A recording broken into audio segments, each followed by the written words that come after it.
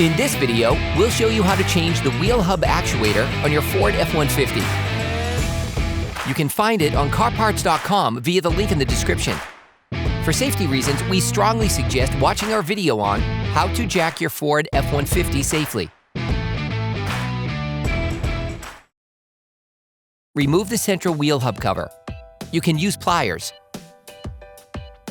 To loosen the nut at the end of the CV axle, you must stop the rotation of the brake disc. Insert a flathead screwdriver thin enough to fit between the two walls of the disc. Use a ratchet, an extender, and a 13mm socket to unscrew the nut on the end of the CV axle. Hit the CV axle with a hammer and a pin punch to release it from the wheel hub. The components to be removed are very often seized up, so don't hesitate to brush and to use penetrating oil to make removal easier. Using a ratchet, an extender, and a 20mm socket, unscrew the 6 CV axle retaining bolts. You can rotate the CV axle as you unscrew to access all the bolts.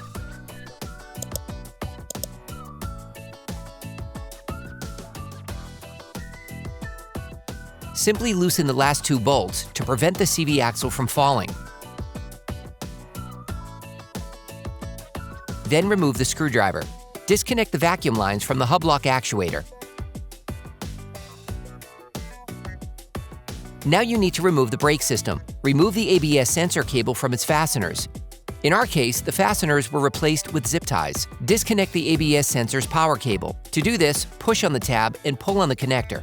Using a fork, disconnect the ABS sensor cable from the body. Disconnect the ABS sensor cable from the brake hose. Tip: attach a piece of electrical cable or a hook to the subframe. Using a ratchet, an extender, and an 18mm socket, unscrew the 2 holding bolts on the caliper mount. Remove the caliper assembly and hang it on the hook. Then remove the disc.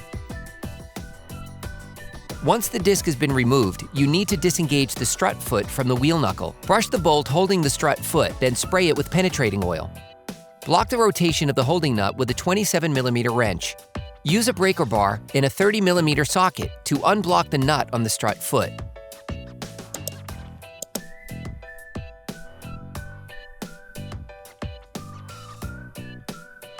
Finish unscrewing it using a ratchet.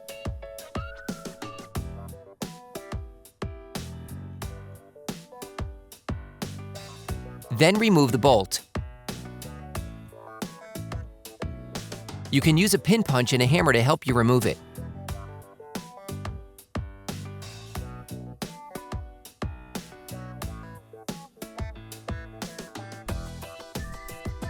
Using a crowbar, free the strut base from its slot. Remove the cotter pin from the castellated nut of the outer tie rod with pliers. Brush the outer tie rod holding nut and spray it with penetrating oil. Using a 19mm wrench, unscrew the outer tie rod holding nut.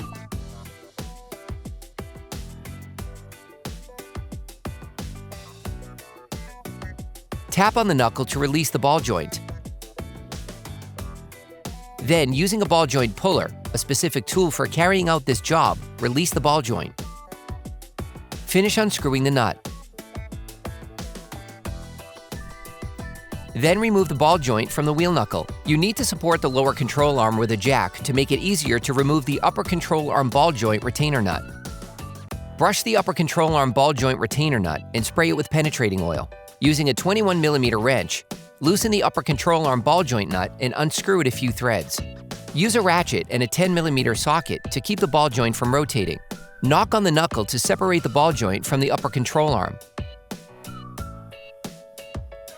Then remove the ball joint from the wheel knuckle. If necessary, pry with a crowbar to facilitate handling. Tilt the wheel knuckle to remove the CV axle. Lower the wheel knuckle slightly with the jack to create the space needed to remove the CV axle. You can now remove the strut foot from its slot. You can now pull the CV axle out of the hub. Remove the 2 retaining bolts.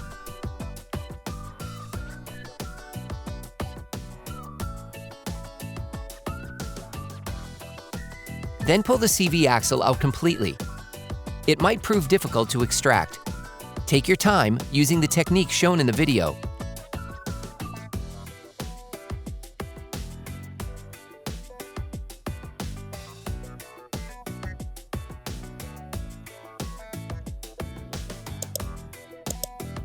You can now see the Vacuum Hub Actuator.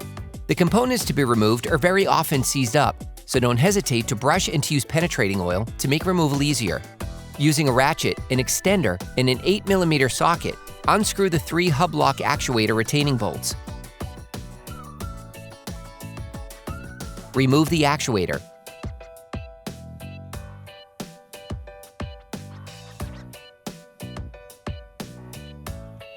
For great content, our best price, and fast shipping, download the CarParts.com app now. Then wipe off the impurities with a paper towel.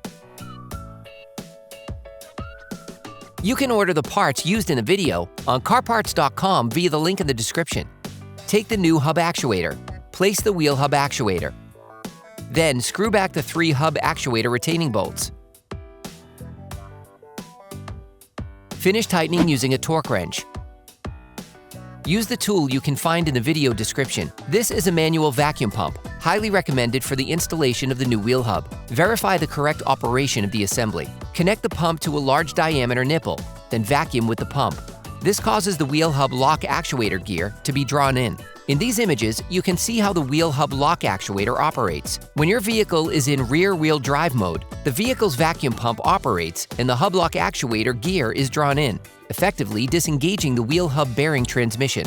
When the vehicle is in 4-wheel drive mode, the vacuum is switched off, the vacuum hub actuator switches on, and the transmission connects to the wheel hub. Using brake cleaner and paper towels, clean the contact surface of the CV axle.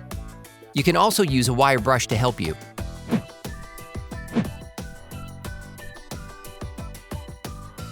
Brush the retaining bolts, then apply medium-strength thread locker to prevent accidental unscrewing.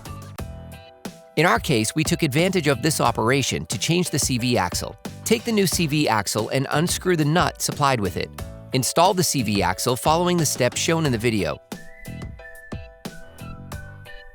Loosely screw the bolts sufficiently to secure the assembly. Fully reinsert the CV axle into the wheel hub assembly.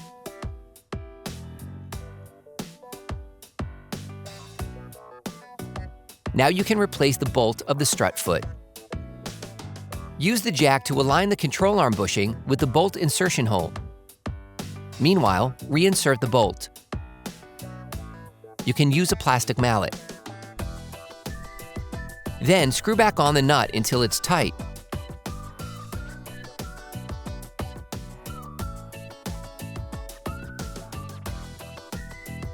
Reinsert the upper control arm ball joint into the wheel knuckle.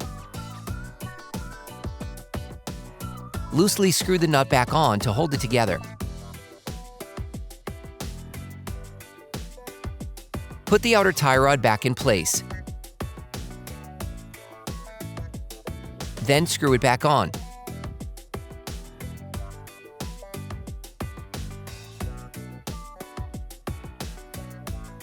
Tighten the nuts with a torque wrench.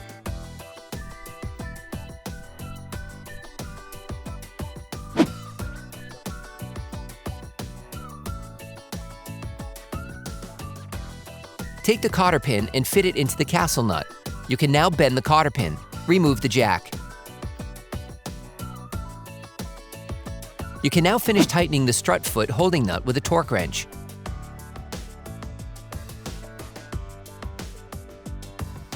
Reinstall the brake disc. Here's a tip. To make it easier to install the caliper, hold the disc using 2 nuts. You can now reinstall the caliper assembly and screw it back on. Finish tightening using a torque wrench. Remove the nuts. Don't forget to remove the cable that you used to hold the caliper assembly together. You can now reconnect the vacuum hoses. Reconnect the vacuum lines. Then reclip all of the ABS sensor cable retaining clips.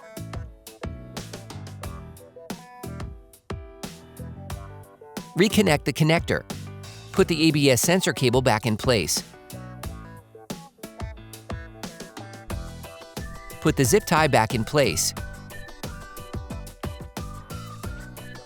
Replace the hub nut. Again, use the screwdriver technique to stop the rotation. Finish tightening the hub nut with the torque wrench. Put the cover back on the nut. Finish tightening the CV axle holding bolts using a torque wrench. Then remove the screwdriver. Then you will be able to put the wheels back on your vehicle. Put your truck back on the ground before properly fixing the wheels in place. Operation complete. Quality parts, priced right, CarParts.com.